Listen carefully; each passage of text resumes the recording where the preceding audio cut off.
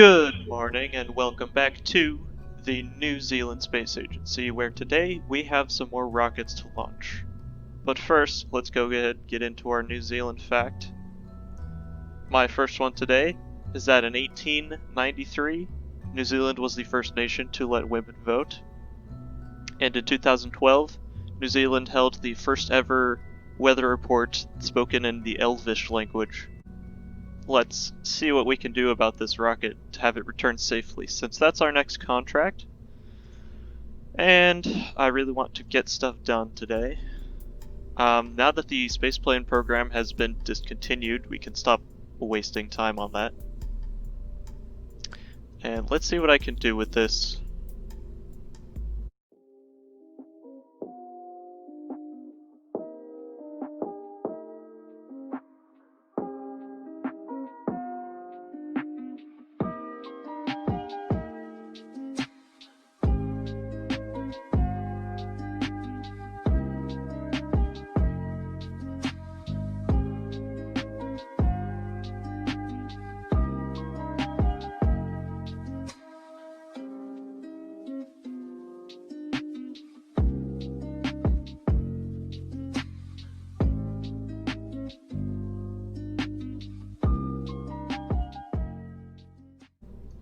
Alright, so the only changes I've made to the rocket is I added a decoupler up here and a sort of heat shield made of steel.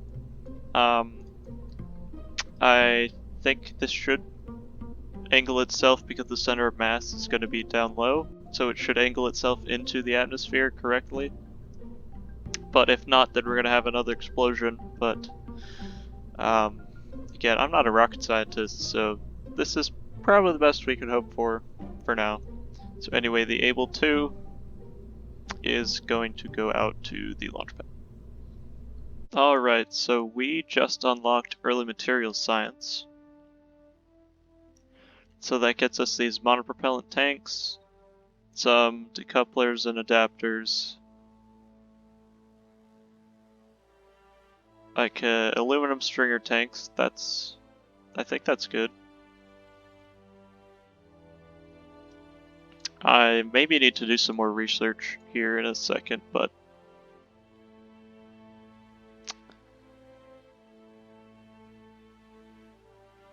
yeah. Alright, so after this is done, we can go ahead and get this node, which unlocks a whole bunch of engines so we can get to orbit. I have realized, however, that this engine here is better than the RD100 series, at least in principle. So I'm gonna go ahead and build a new rocket. I think I have to make this a bit wider, especially to make use of the burn time. So this one might get pretty expensive, but we have some in the bank, so hopefully this won't turn out to be a massive disaster.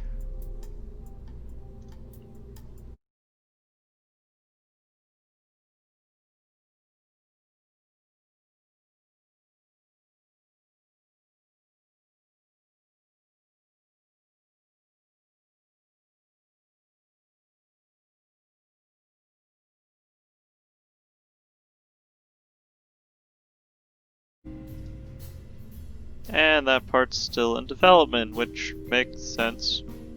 So we're gonna have to wait to actually get this out, but hopefully it'll be researched by the time the other rocket goes off.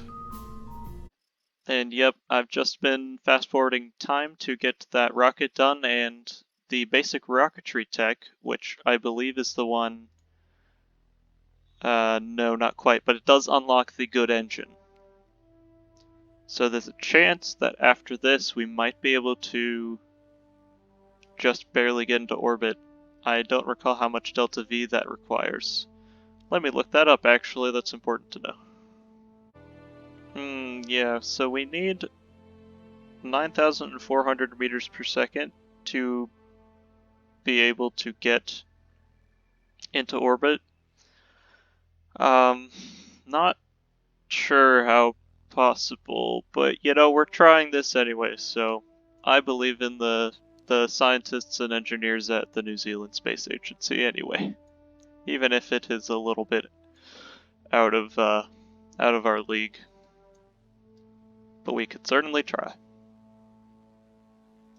Alas, I am back here with an older model of the Bilbo rocket because I have figured out that launching these larger vessels was only increasing the re-entry speed and leading to everything burning up when it tried to get back into the atmosphere. So in this model, I've actually figured out how to make the parachute smaller, and I stuck it under the biological sample after the upper stage decoupler. That way, I think this can finally get us somewhere back to the surface. My test launch proved successful, so without further ado, this is the Bilbo 8. Right, it's sometime in 1956. Launch of the Bilbo 8 in 3, 2, 1. We have liftoff.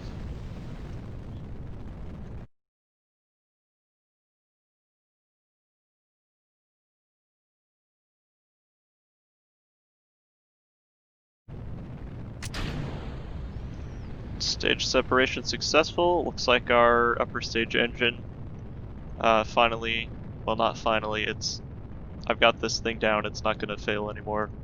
Unless it actually legitimately fails. There's a 2% chance every time that it'll go off wrong. But at least on this one, we're continuing to go up.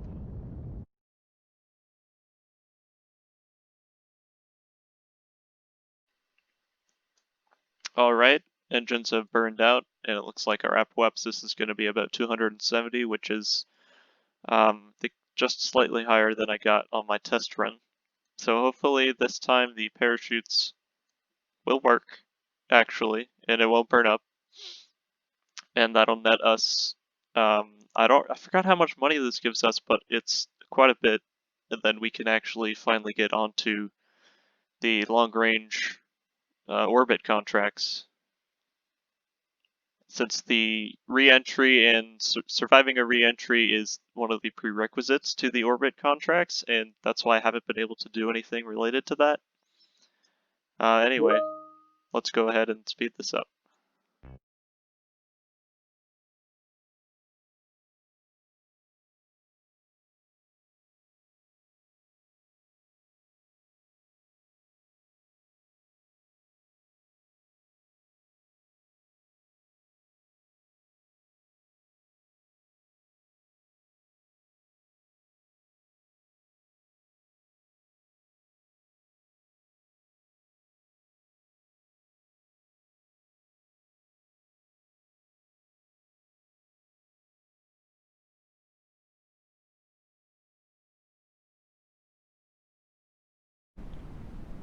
Okay, well, it pulled over 15 Gs, but it looks like as long as the parachute activates.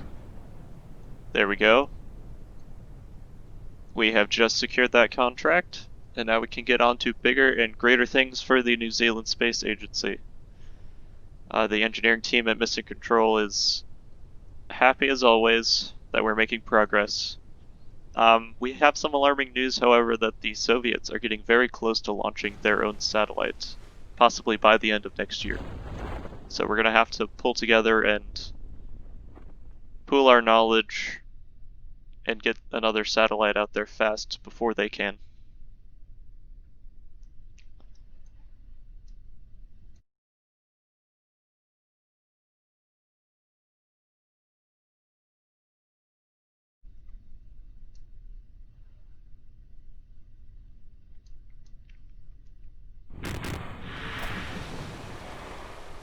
Gentle splashdown into the Pacific Ocean, 12 minutes after launch. Everything seems nominal. And indeed, we have completed the contract. So I'd say that was quite the success. Yes, and the recovery of a vessel that survived a suborbital flight has yielded us another 8 science, in addition to the data that we collected from the biological sample, which is quite a lot. And it's earned us another upgrade point. So with the VAB at 5, I'm going to dump this one into the R&D center. So that's looking pretty good right now. Looking at our contracts, it seems like the downrange milestone is the next and only prerequisite before we can achieve orbit. And we need to do this anyway if we're going to get a satellite in orbit, so that should be pretty simple. And we're not going to have to put parachutes on any of that after this. Because, well, we don't really care if the hardware survives, it just needs to get up there and transmit data.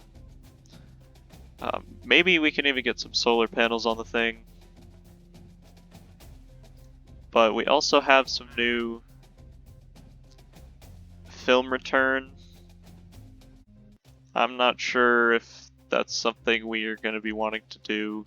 Again, X-Planes that project has been cancelled after it killed our astronaut. So yeah, let's actually...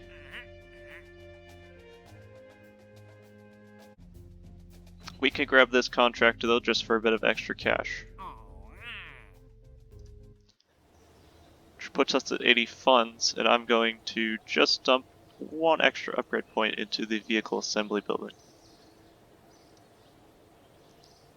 Yeah, it's August 18th. No, July 18th. I know how to read dates. It's July 18th in New Zealand. Everything's looking nominal at the launch center. Let's see what we can pick up from the R&D center. Materials science is almost complete, which gives us quite a few different new types of tanks, and is a prerequisite for these. And this is the big one that we need in order to get rockets into orbit effectively and make it work every time, because these engines are the ones that are powerful enough to get there. So I'm going to go ahead and spend 7 science to get that. And solid rocket engines would be nice, but we might want to go down here, right, for the solar panels. This one costs 3, that one's just 1.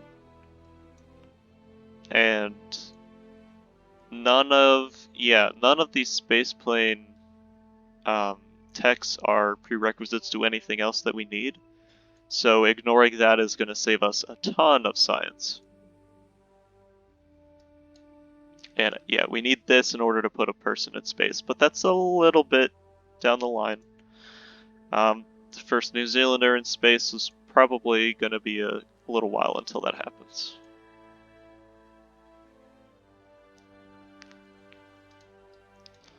Yeah, we're going to go ahead and grab the avionics prototypes, and I'm going to head for this next once we get enough science. So that's looking pretty good.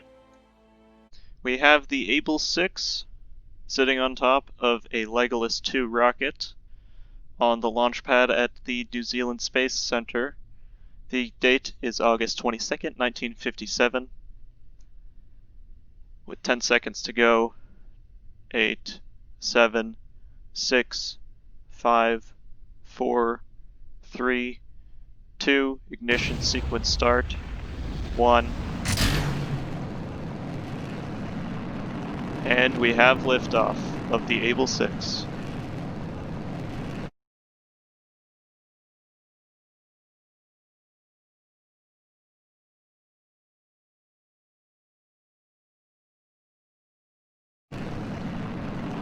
Everything appears to be nominal, and we're going to start turning over into our orbital trajectory.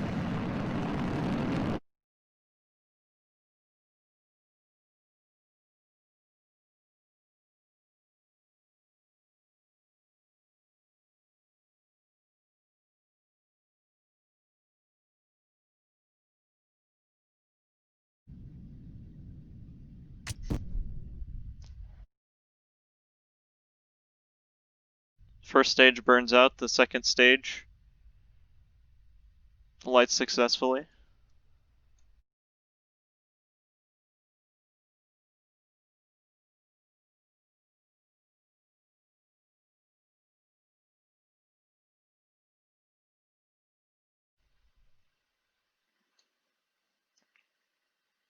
The engine burns out, and it looks like our trajectory is going I'm not sure if that's 3,000 kilometers, but that is quite a ways downrange from the Space Center.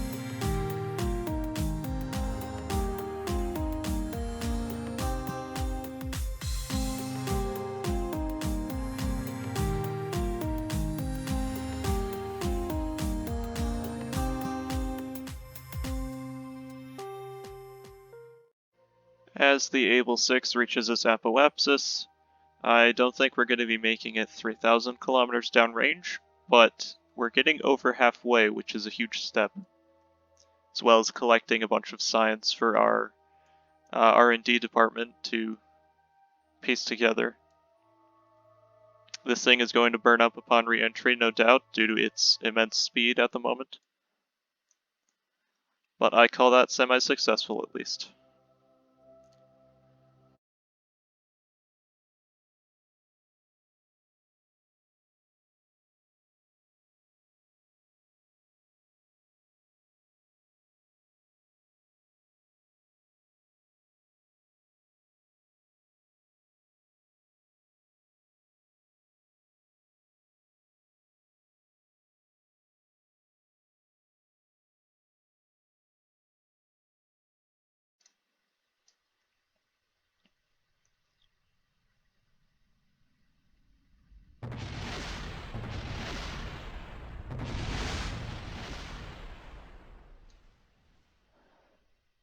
"11 minutes after launch, the Able 6 burns up upon re-entry." Alright, so the pressure is on to get a satellite into orbit before the Soviet Union. So I'm gonna take our engineering team, otherwise known as myself, and see if we can increase this thing's capabilities to get near orbit or somewhere close to that. 3,000 kilometers downrange would be the minimum requirements, but we're pretty much out of time to waste with anything else. So I'll see you in a second.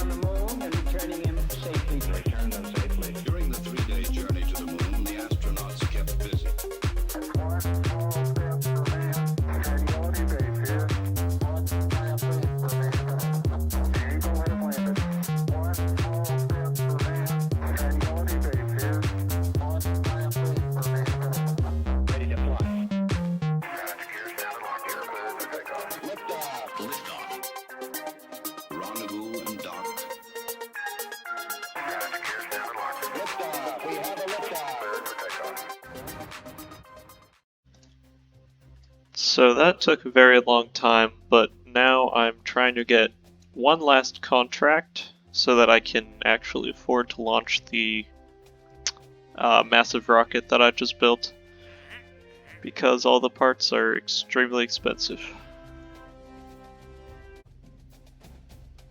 This one looks pretty good, so I'm going to go ahead and grab that.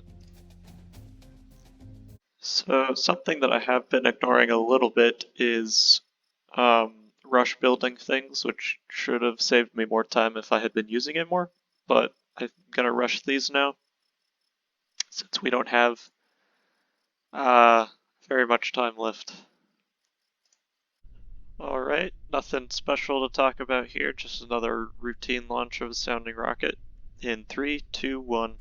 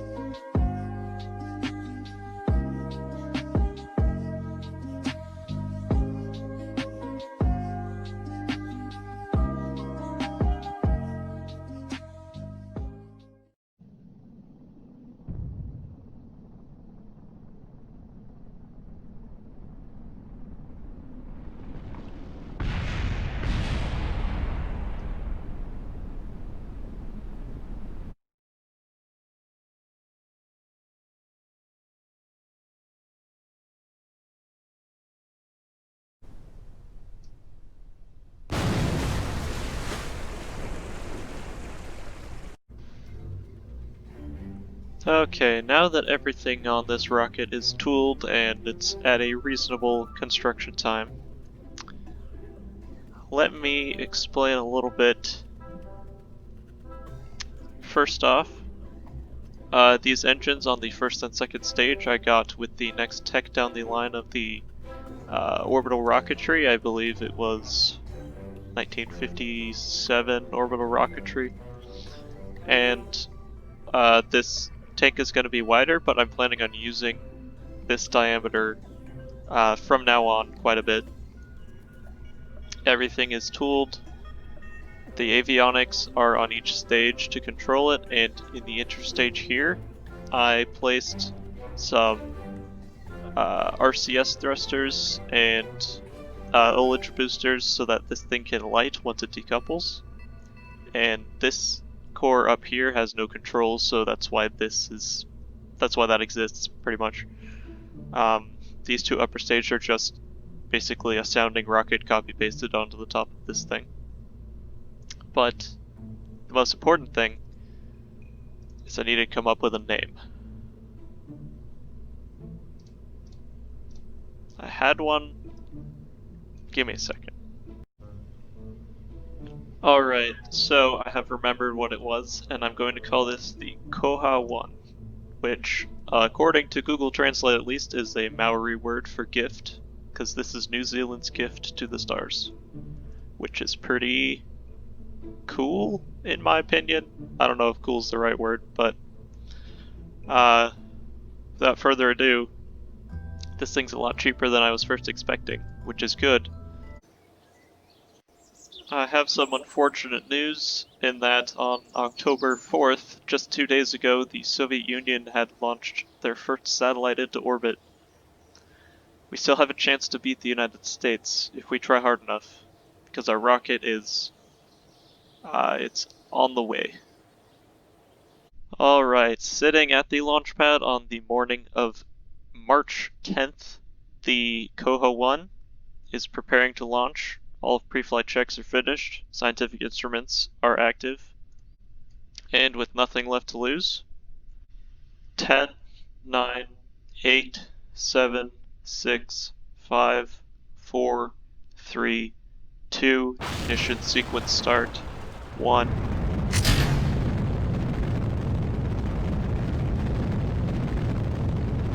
And we have liftoff of Koha 1. Say, do you like mystery stories? Well, we have one for you. The concept? Relativity. That strange, fantastic relationship between time, distance, and math. Before we're finished, I think you'll agree that truth is stranger than the strangest fiction. Why do the stars shine? Why does the galaxy light up? E equals mc squared. That is the engine that lights up the stars. Energy turns into mass.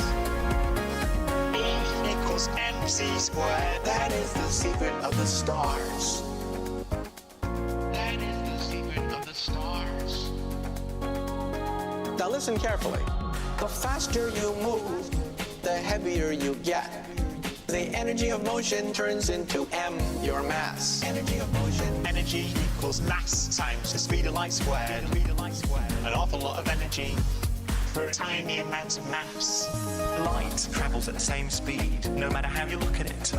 No matter how I move relative to you, light travels at the same speed. No matter who is doing the measurement, and no matter what direction you are moving, the speed of light is the same. The speed of light is the same, no matter what direction or how fast. As you travel faster, time slows down. Everything slows down. Time slows down when your time passes at a different rate. Clocks run slow. It's a monumental shift in how we see the world. The beauty, the majesty, the power of the universe into a single equation. E equals mc squared. That is the engine that lights up the stars. Energy turns into mass.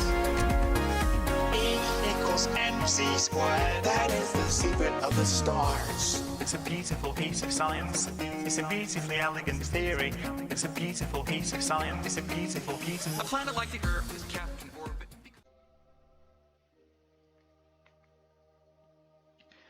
And as the 4th stage burns out, New Zealand has achieved orbit of Earth on March 10th, 1958. Just over a month after the United States achieved such a feat as well.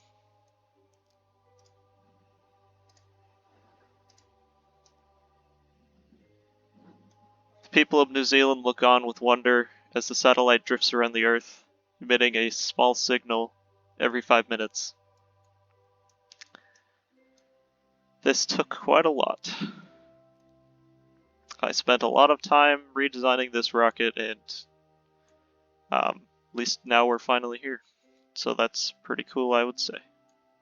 Yep, alright, so now I think all that we need to do is wait for this to reach 3,000 kilometers downrange to get that contract, and then just wait a little bit more.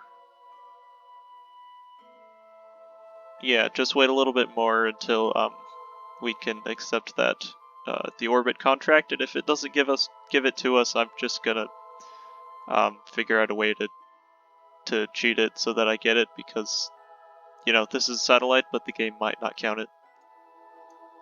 Either way, the Prime Minister is happy, although I think he is nearing the end of his term if my sources are accurate.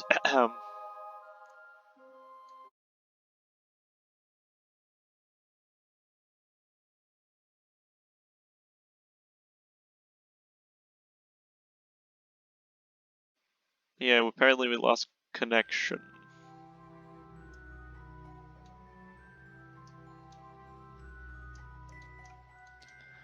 Which makes sense given that we are not in range of anything. But if we time warp fast enough, we will be going over the Americas, which should hopefully allow us to transmit our signs back. The United States is not completely hostile towards the New Zealand Space Agency, but they might withhold the data. Gonna have to get our diplomats on that if something breaks out.